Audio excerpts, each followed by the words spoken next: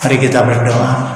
Bapa di surga, kami mau bersyukur kepadamu Tuhan, karena Engkau tetap memberi kami kesempatan untuk boleh merenungkan sebagian daripada firman-Mu. Kami mohon Tuhan Engkau hadir, Engkau mencerahkan firman-Mu kepada kami. Melalui Roh-Mu yang kudus, kami boleh mengerti kehendak-Mu di dalam firman-Mu. Terima kasih Tuhan, kami menyerahkan waktu ini sepenuhnya di dalam tangan-Mu. Biarlah firman-Mu hari ini akan memuliakan nama-Mu dan bermanfaat bagi kehidupan kami. Terima kasih Tuhan, di dalam Yesus Kristus kami berdoa. Amin. Shalom. Jemaat yang saya kasihi di dalam Yesus Kristus, minggu ini kita telah masuk minggu kelima di dalam masa Lent. Ya, minggu depan kita akan minggu ke depan dan ke depannya lagi, minggu ke depan kita akan masuk ke masa ini Minggu Palmarum, ya. Kemudian Minggu Pasion, Jumat Agung dan Hari Paskah. Nah, saudara sekalian, di dalam mengenang perjalanan penderitaan Yesus sampai ke salib, maka hari ini sesuai dengan almanak GMI, kita diberi ayat Alkitab di dalam Yohanes pasal 12 ayat 1 hingga ayat ke-8.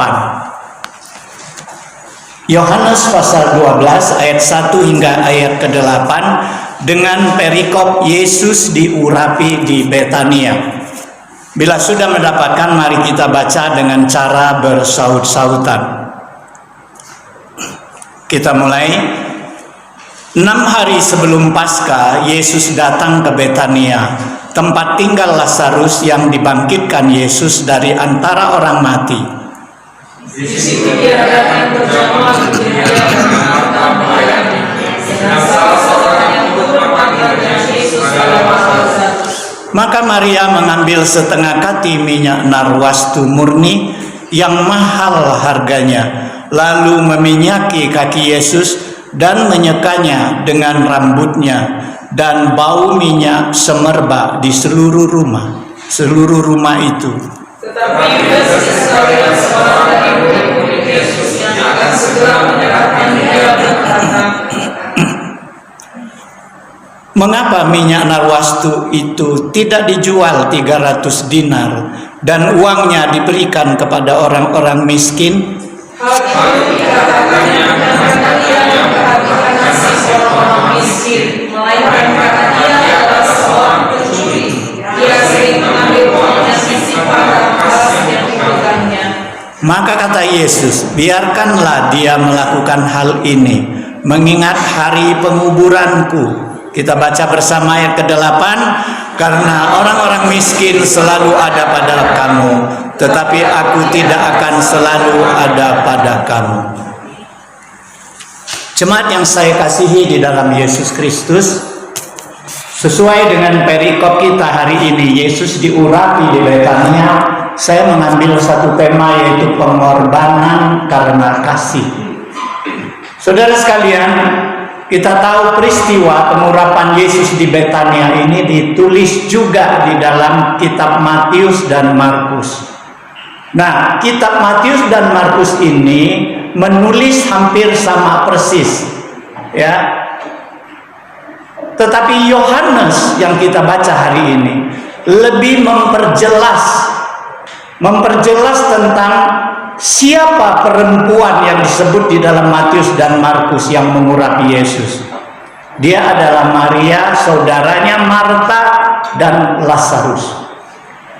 Jadi saudara sekalian, kalau kita perhatikan bahwa Matius dan Markus ini lebih menekankan jalannya peristiwa pengurapan, tetapi Yohanes bukan saja menjelaskan tentang peristiwa itu berjalan, tetapi juga mengangkat tokoh-tokoh yang ada di dalam peristiwa ini ke atas permukaan. Nah, saudara sekalian, ada sedikit perbedaan sebenarnya kalau kita tidak jeli membaca firman Tuhan. tentang tempat perjamuan.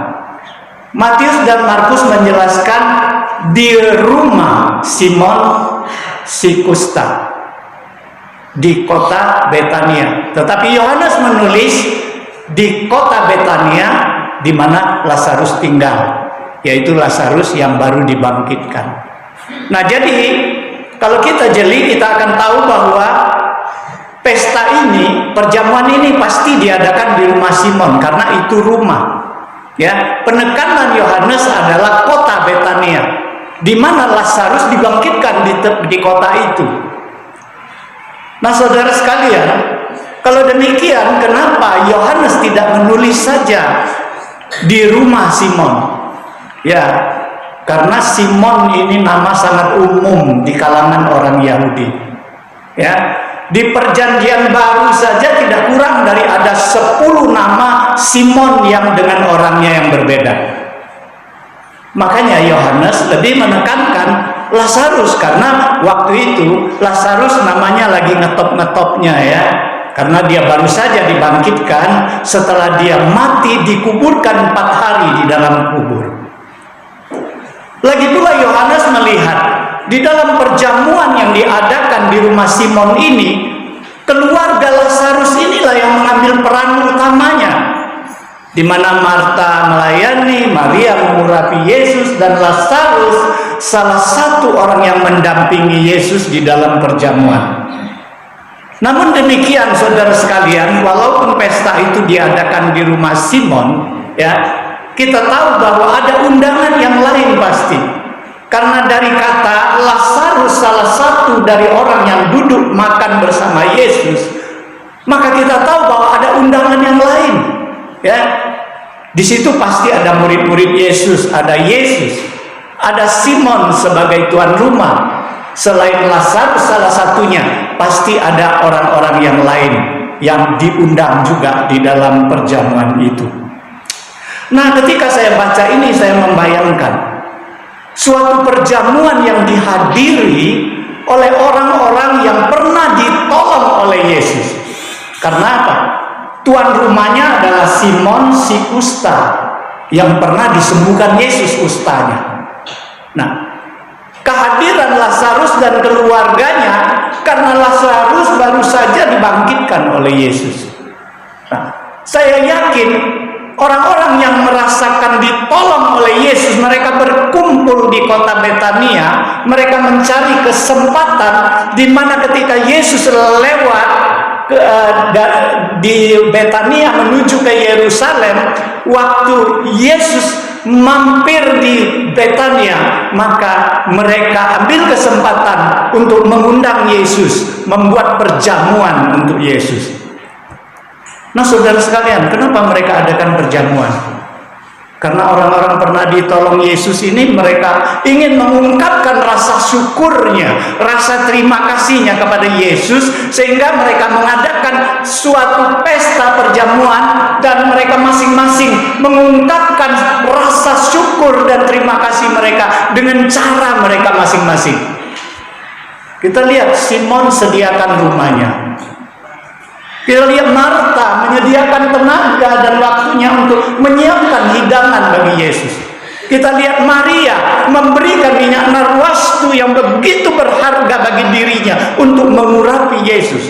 Kita juga melihat bagaimana Lazarus mengungkapkan ucapan terima kasihnya kepada Yesus yang sudah membangkitkan dia. Dia mendampingi Yesus terus dan makan bersama-sama dengan Yesus. Nah, saudara sekalian, keadaan perjamuan ini begitu menyejukkan hati Yesus. Kita tahu ya, padahal Yesus pada saat itu melangkahkan kakinya menuju Yerusalem. Yesus tahu bahwa disitulah dia akan mati di atas kayu salib. Dia melangkahkan kakinya begitu berat, hatinya begitu berat. Dia berat bukan karena takut dengan kematian di atas kayu salib. Dia berat karena dia merasa sebentar lagi dia akan meninggalkan murid-muridnya yang dia rasakan belum mencapai kedewasaan iman. Saudara sekalian, dia berat karena dia merasa ada salah satu muridnya masih menyimpan hati yang murtad kepadanya, belum mau bertobat. Saudara sekalian, pada saat hati yang berat demikian, ada orang mengadakan perjamuan dan memberikan perbuatan kasih kepada Tuhan. Itu sungguh menyejukkan hati Tuhan. Nah, saudara sekalian, hari ini mungkin pertanyaan bagi kita. Kita semua merasakan, kita semua pasti mengakui bahwa kebaikan Tuhan kepada kita tidak terhitung. Hari ini kita hidup, hari ini kita bisa bernafas, hari ini kita diberi anak, kita diberi harta. Semua keberadaan kita adalah karena kebaikan Tuhan. Lalu pertanyaannya, seberapa banyak sudah perbuatan kasih kita kepada Yesus, kepada Tuhan yang begitu baik kepada kita? Sudahkah kita mengadakan suatu perjamuan yang menyejukkan hati Yesus? Itu sebabnya Yesus ketika ada orang mengkritik itu pemborosan tindakan Maria itu, Yesus katakan, jangan persalahkan dia. Mereka sudah membuat yang baik. Saudara sekalian, yang baik, yang berkenan di hati Tuhan adalah perbuatan yang baik untuk Tuhan. Itu harus dikerjakan. Dan semua perbuatan baik, yakinlah, akan memancarkan keharuman seperti minyak narwastu ketika dipecahkan dan diurapkan ke tubuh Yesus, maka seluruh ruangan pesta itu menjadi harum semerbak. Saudara sekalian, saya menyiapkan khotbah sampai di sini, saya teringat Paulus mengatakan, bagi Tuhan kamu adalah bau yang harum Kristus. Saudara sekalian, bau yang harum Kristus ini tidak akan terpancar kalau kita tidak keluarkan harum itu kepada siapa? Kepada orang-orang percaya dan kepada orang-orang yang tidak percaya. Jadi saudara sekalian, kita adalah keharuman, bau harum dari Kristus bagi Tuhan. Maka keharuman itu harus kita pancarkan melalui tindakan kasih kita kepada Tuhan. Saudara sekalian, Matius dan Markus juga menulis Yesus diurapi kepalanya, tetapi Yohanes menulis Maria mengurapi kaki Yesus dan menyekanya dengan rambutnya. Yang mana yang benar, saudara sekalian? Tadi pagi Pak Teguh sudah khotbahkan bahwa minyak narwastu setengah kaki itu seberat 370-an gram. Berarti lebih besar dari gelas aqua, minum aqua itu. Saudara sekalian, Matius dan Markus menekankan bahwa Maria mengurapi kepala Yesus. Tetapi apa kata Yesus? Kalau kita baca di dalam Matius pasal 26 ayat 12 dan Markus pasal 14 ayat ke-8, di situ Yesus katakan apa? Sebab dengan mencurahkan minyak itu ke tubuhku. Yesus tidak katakan kepala, tubuh juga. Saudara sekalian, saya pikir minyak yang lebih daripada segelas aqua itu cukup jauh untuk mencukupi, mengurapi kepala, mengurapi tubuh Yesus, dan mengurapi kaki Yesus. Tetapi kenapa Yohanes hanya menulis mengurapi kaki dan menyeka dengan rambutnya? Karena kalau mengurapi kepala itu sudah biasa dilakukan. Ya, kalau mengurapi kaki, menyeka dengan rambut itu perbuatan yang langka. Karena kaki biasanya dicuci dengan air, bukan diurap dengan minyak. Saudara sekalian, tetapi kenapa Matius dan Markus menekankan kepala? Karena kepala kalau diurapi dengan minyak itu biasanya upacara pentabisan seorang raja. Kepalanya diurap dengan minyak. Nah, saudara sekalian, Markus dan Matius ingin menyatakan bahwa Maria begitu menghormati Yesus. Dia mengurapi kepala Yesus, seorang raja, seorang Mesias. Saudara sekalian, itu penekan Matius dan Markus. Tetapi Yohanes menekankan kaki karena begitu rendah hatinya Maria di hadapan Yesus yang begitu agung, begitu merasa tidak layaknya Maria, sehingga dia hanya berani mengurapi kaki Yesus dan menyeka kakinya. Jadi saudara sekalian, ini perbuatan yang diangkat oleh Matius, Markus, dan Yohanes. Saudara sekalian, apa tanggapan orang terhadap pengurapan ini? Kita lihat di dalam Matius pasal 26 ayat 8, di situ murid-murid menjadi gusar, kata Matius. Murid-murid menjadi gusar. Ini Matius yang ngomong, ya.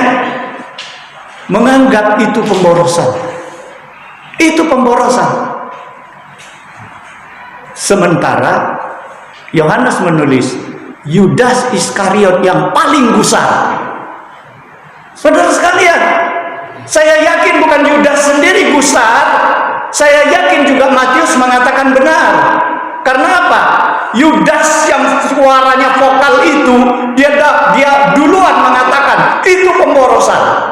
Minyak itu mahal, dijual 300 dinar itu laku. Kemudian kalau diberikan kepada orang miskin, betapa banyak orang miskin yang tertolong. Kenapa diboroskan kepada Yesus seorang? Wah, murid-murid semua terprovokasi. Mereka juga gusar. Maka kita mengatakan mereka rame-rame marahi Maria, menyalahkan Maria. Nah, saudara sekalian, sampai di sini saya siapkan khotbah, saya merasa miris. Murid-murid itu 3,5 tahun mengikuti Yesus.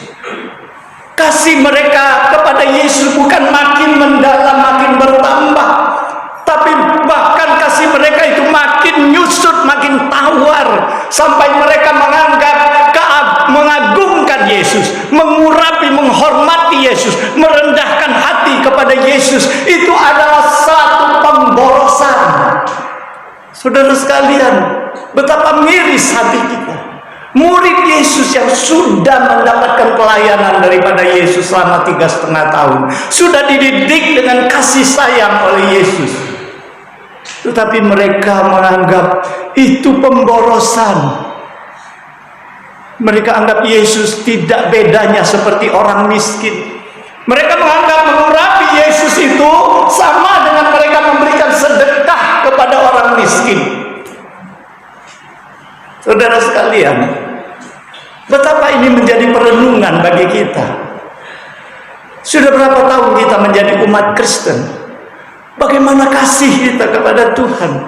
Adakah kasih kita makin hari makin mendalam? Apakah kasih kita makin hari makin menjadi tawar, bahkan mungkin sudah habis? Kita mungkin bertanya kepada diri kita, dulu mungkin kita ibadah begitu giat, sekarang sudah jarang-jarang, bahkan ada yang tidak lagi beribadah. Dulu kita rajin di dalam melayani Tuhan, makin tahun makin mengendor, sekarang kita jadi beban melayani Tuhan. Saudara sekalian, dulu kita giat memberi kepada Tuhan, sekarang kita menganggap alangkah tololnya memberi itu satu pemborosan. Saudara sekalian, ini gambaran daripada murid-murid, dan ini teguran firman Tuhan kepada kita. Bagaimana dengan Yudas? Yudas ini mulutnya lain, hatinya lain. Dia bilang orang miskin, bantu orang miskin. Yang dia pikirkan bukan orang miskin, yang dia pikirkan adalah isi kantongnya. Saudara sekalian, dengan dipecahkannya, dengan diurapkan minyak narwasku yang 300 dinar itu, maka habislah, pupuslah harapan, kesempatan bagi dia untuk mengkorupsikan uang itu. Saudara sekalian, inilah tanggapan dari murid-murid Yesus. Saudara sekalian, Yudas menjadi peringatan bagi kita. Yudas, dia pikirkan keuntungan dia, tapi dia pakai tameng kerohanian. Wah, hebat ya.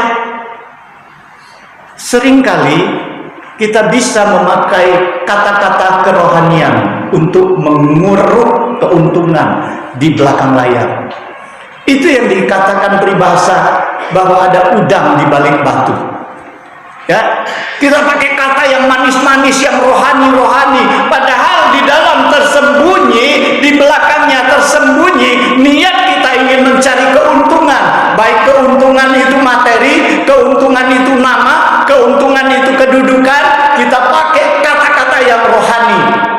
jadi tameng. Yudas bilang, alangkah baiknya uang itu bantu orang miskin, padahal dia pikirkan kantongnya. Saudara sekalian, ini peringatan bagi kita. Saudara sekalian, bagaimana Yesus menjawab? Yesus katakan, jangan dipersalahkan. Maria sudah buat yang terbaik. Jangan dipersalahkan. Bahkan perbuatan baik itu harus diberitakan di mana Injil diberitakan. Jangan lupa beritakan itu untuk mengingat perbuatan Maria. Yesus bukan katakan karena dia buat baik dengan aku, maka kamu beritakan. Orang miskin tidak penting. Tidak. Yesus katakan, orang miskin tiap hari ada padamu. Kalau kamu mau melakukan kebaikan, lakukan itu tiap hari. Bukan hanya mulut. Tetapi aku tidak selalu ada kepada kamu. Saudara sekalian, di sini Yesus ingin mengajarkan kepada kita bahwa ketika Yesus berada dengan kita, perbuatlah kebaikan untuk Dia. Zaman waktu Yesus sudah pergi, Yesus sudah menjauhkan diri kita, baru kita katakan, Tuhan, aku mau melayanimu, aku mau berbuat baik untukmu. Saudara sekalian, Yesus katakan, ketika aku ada padamu, berbuatlah. Saat ini adalah saat yang baik itu. Jangan sampai Tuhan tidak ada pada kita, baru kita mau berbuat baik, baru kita mau melayani Dia. Jadi saudara sekalian, sampai di sini saya ingin mengangkat tokoh-tokoh di dalam peristiwa ini untuk belajar. Ya, pertama kita angkat tokoh Simon si Kusta. Saudara sekalian, Simon si Kusta, dia mengungkapkan rasa syukurnya, dia menyediakan rumahnya. Saudara sekalian, yang ada pada Simon mungkin hanya rumahnya besar dan memadai untuk mengadakan pesta. Simon mungkin tidak pinter ngomong, dia tidak pinter kerja di dapur, dia juga tidak cakap lah. Yang penting dia ada rumah, dia berikan rumahnya untuk pesta bagi Tuhan. Tentu sebagai tuan rumah dia undang Tuhan datang. Dia undang Tuhan datang bukan jadi tamu biasa, tamu terhormat, saudara sekalian. Yesus pernah diundang oleh orang yang Simon Farisi. Apa kata Yesus? Simon, aku ngomong ya, ketika aku masuk rumahmu, kau tidak cuci kakiku. Kau tidak peluk aku, kau tidak cium aku, kau tidak urapi minyak kepalaku. Itu Simon orang Farisi undang Yesus ke rumahnya hanya mau lihat siapa Yesus sebenarnya. Apakah Yesus tahu orang yang mengurapi minyak kepada dia itu adalah pelacur? Oh, dia mencobai Yesus. Itu Yesus diundang, tapi begitu kedudukan. Yesus pernah diundang di pesta kawin Kana, tapi didudukkan di mana? Di belakang dapur sana. Sampai pesta kekurangan anggur, kehabisan anggur, baru datanglah Maria minta tolong dengan Yesus. Dan situlah peristiwa air dijadikan anggur oleh Yesus. Nah saudara sekalian, Simon si Kusta ini mengundang Yesus. Dia undang Yesus sebagai tamu istimewa, tamu terhormat, di mana Yesus dijadikan raja, dijadikan mbah raja di situ.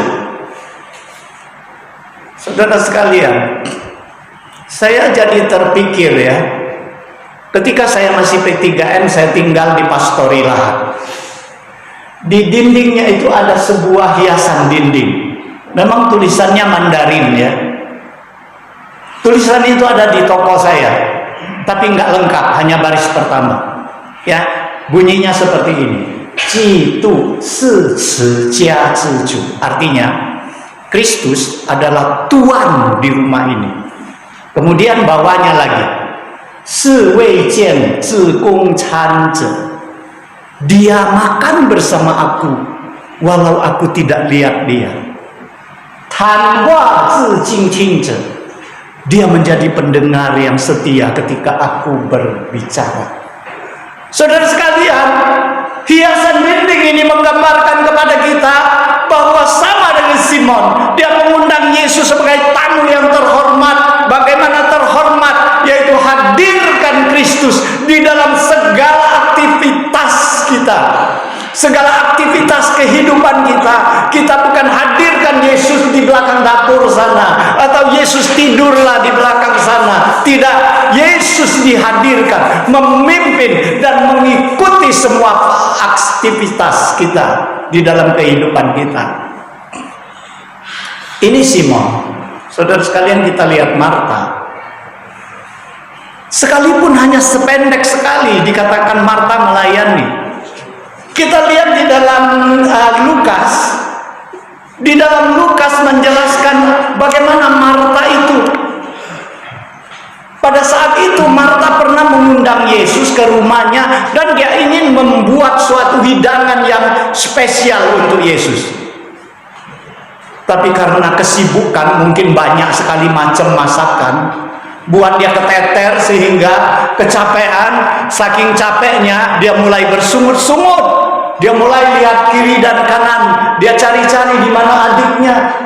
Kenapa adiknya tidak bantu dia? Dia lihat adiknya duduk diam, duduk manis di kaki Yesus. Waduh, dia mungkin sudah beri isyarat dengan matanya supaya adiknya bantu. Tetapi adiknya tenang-tenang saja, Maria di situ. Saudara sekalian, akhirnya jengkel hatinya itu. Dia tumpahkan kepada Yesus. Dia katakan, Tuhan, kau biarkan aku sibuk. Itu adikku itu tidak bantu aku. Saudara sekalian, apa yang Yesus katakan kepada Marta? Yesus tidak salahkan Marta. Yesus hanya mengatakan, Marta, Marta, engkau sibuk dengan pekerjaanmu. Maria sudah memilih yang terbaik baginya. Saudara sekalian, di sini Yesus ingin mengatakan kepada Marta, jangan terlalu sibuk dengan pekerjaan dunia yang bisa lewat seperti itu dan melalaikan kebutuhan kerohanianmu. Saudara sekalian, Marta memang dibutuhkan gereja.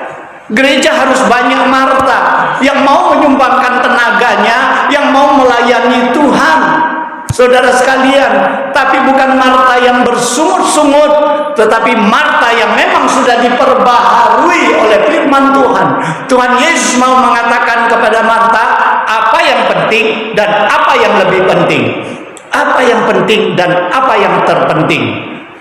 Jadi saudara sekalian, yang terpenting melayani Tuhan penting, tapi yang terpenting diperbaharui oleh firman dan kebenaran Tuhan terlebih dahulu.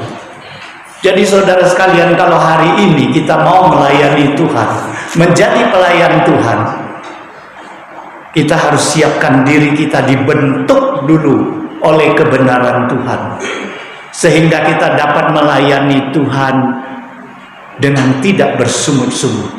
Ketika kita melayani Tuhan, mata kita hanya memandang kepada Tuhan, kepada Tuhan yang mau kita layani, kepada Tuhan yang begitu baik kepada kita.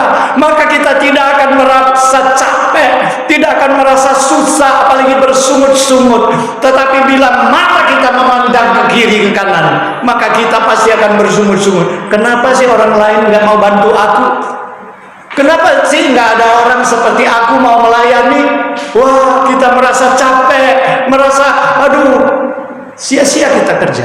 Saudara sekalian, arahkan pandangan kita hanya kepada Tuhan yang kita layani. Yakinlah, jerih payah kita tidak akan sia-sia di dalam Tuhan. Saudara sekalian, kita melihat Maria. Maria ini adalah peran utama di dalam perjamuan ini. Karena apa? Banyak yang harus kita pelajari. Maria memberikan minyak narwastu, mengorbankan banyak kepada Tuhan karena dia mengasihi Tuhan. Saudara sekalian, kita mengasihi Tuhan, apa yang sudah kita korbankan untuk Tuhan. Maria memegang kesempatan ketika Yesus ada, dia lakukan perbuatan kasihnya. Tahukah kita kapan kesempatan itu? Saat inilah. Saat Tuhan masih memberi kita nafas kehidupan, saat Tuhan masih memberikan kita harta dan kekuatan, saat inilah kalau kita mau melayani Tuhan. Maria juga merendahkan dirinya di hadapan Tuhan. Dia merasa dia bukan apa-apa di hadapan Tuhan. Ya. Seorang pelayan yang baik bukan cari pujian. Dia harus melayani dengan penuh kerendahan hati. Karena Yesus sendiri sudah memberikan contoh. Sebentar lagi mungkin kita akan dengar peristiwa bagaimana Yesus sebagai guru dan Tuhan murid-murid mencuci kaki murid-murid. Saudara sekalian, Maria melakukan itu, menunjukkan kerendahan hatinya. Saudara sekalian, kita harus belajar bagaimana menyikapi, bagaimana meneladani apa yang dilakukan oleh Maria. Kemudian kita melihat Lazarus. Lazarus ini barusan dibangkitkan oleh Yesus. Jadi kalau kita lihat Lazarus adalah salah satu yang duduk di samping Yesus dan makan bersama Yesus, mungkin kita berkata demikian, oh pantas, memang haruslah karena dia baru dibangkitkan oleh Yesus. Ya pantaslah dia harus duduk di samping Yesus, berterima kasih lah. Tapi saudara sekalian, jauh sebelum Lazarus meninggal, waktu Lazarus sakit, Maria dan Marta mengirim utusan untuk memberitahukan kepada Yesus. Apa kata mereka? Guru, dia yang kau kasihi sakit. Nah saudara sekalian, sebelum Lazarus dibangkitkan, Lazarus memang adalah orang yang sangat dikasihi Yesus. Saudara sekalian, kita mau jadi orang yang dikasihi Yesus, bukan tiada syarat, bukan tidak ada syarat, saudara sekalian. Syaratnya adalah kita juga harus mengasihi Yesus. Karena kasih itu tidak dapat tepuk sebelah tangan. Ya, orang bisa jadi suami istri nggak bisa tepuk sebelah tangan loh. Yang laki-laki kasih sama istri, yang perempuan nggak ngasih, dia nggak bakalan jadi. Ya, nah, jadi kalau Lazarus sebagai orang yang dikasihi Yesus, berarti Lazarus juga mengasihi Yesus. Kita tahu ya keluarga Lazarus ini, keluarga yang paling dekat dengan Yesus.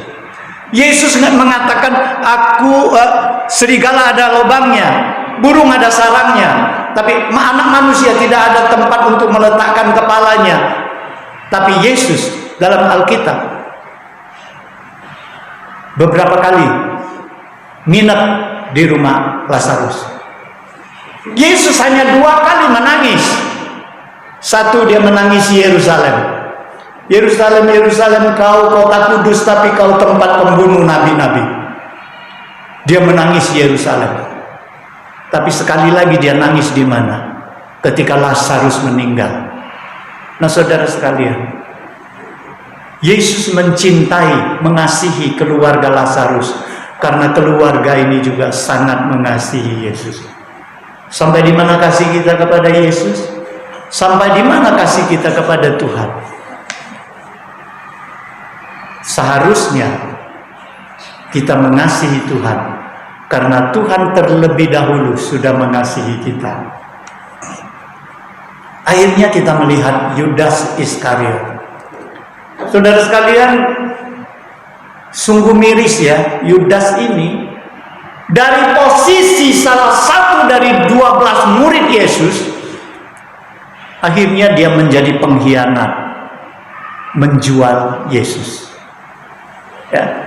Kalau kita katakan ini adalah sangat tragis, padahal Yesus memberikan dia kepercayaan menjadi bendahara.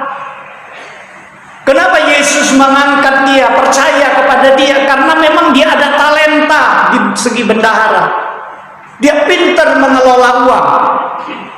Makanya Yesus berikan jabatan bendahara sama dia. Saudara sekalian, dia punya talenta, dia diangkat Tuhan, dia dipercaya oleh Tuhan. Tetapi karena rayuan daripada uang itu, dia jatuh.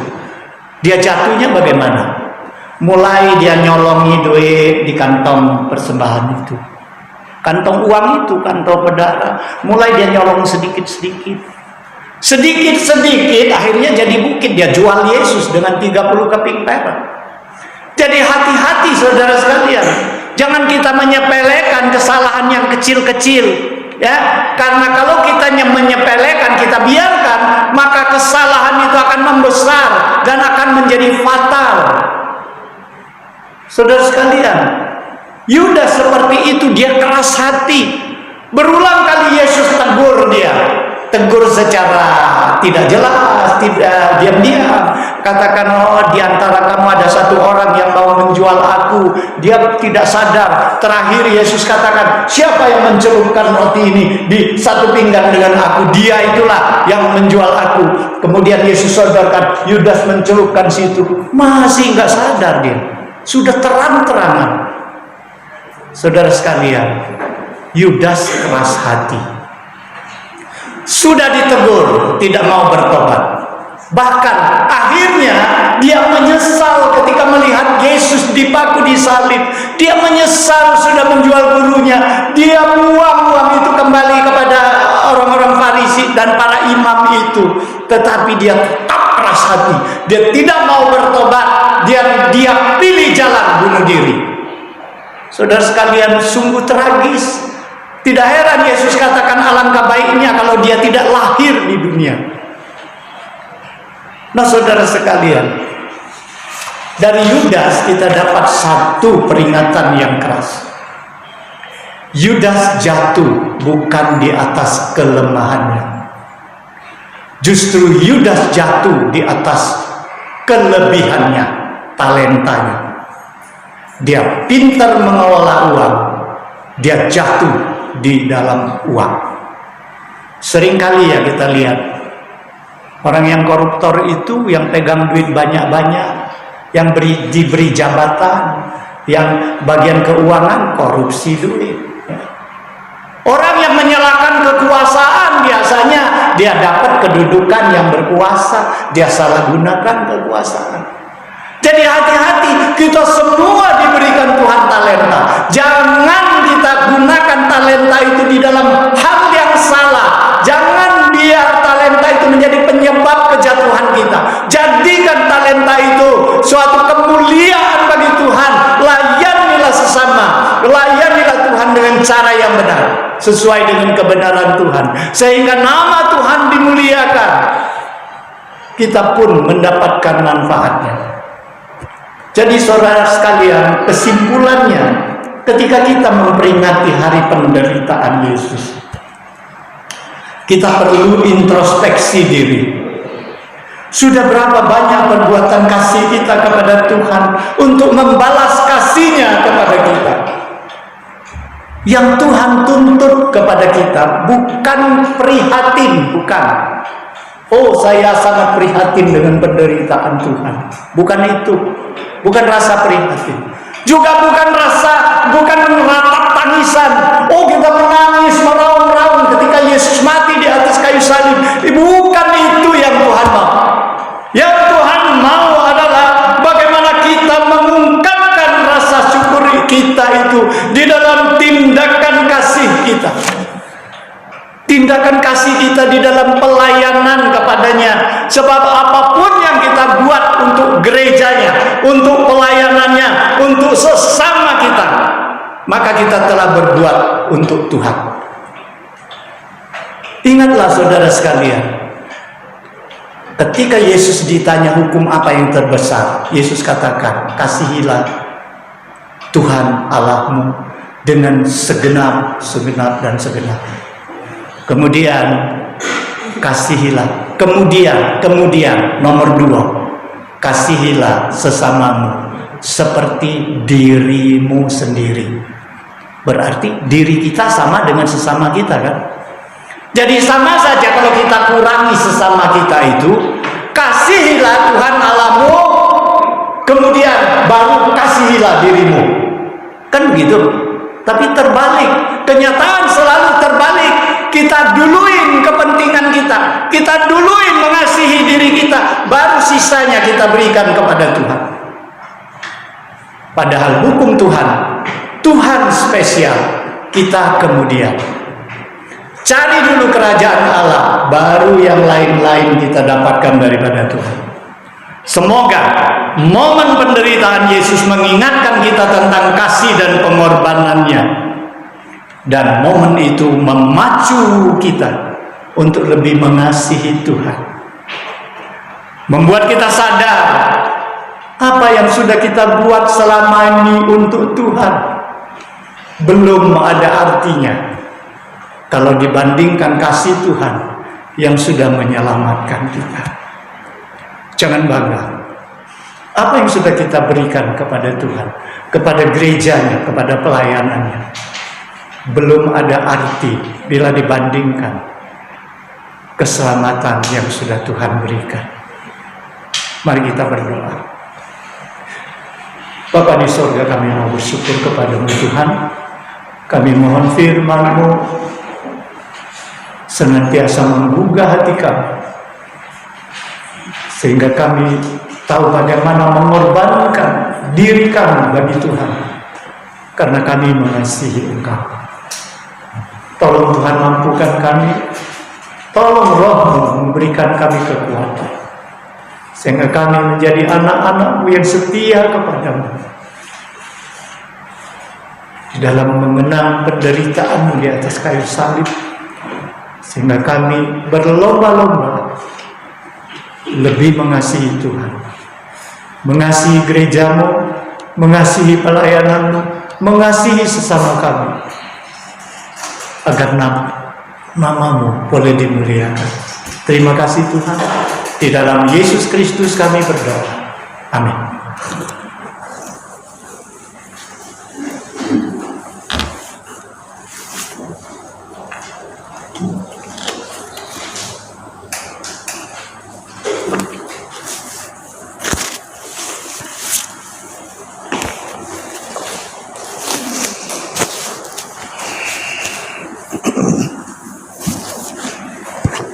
Puji nama Tuhan, untuk firman Tuhan sudah kita dengarkan. Biarlah kita memberikan hidup kita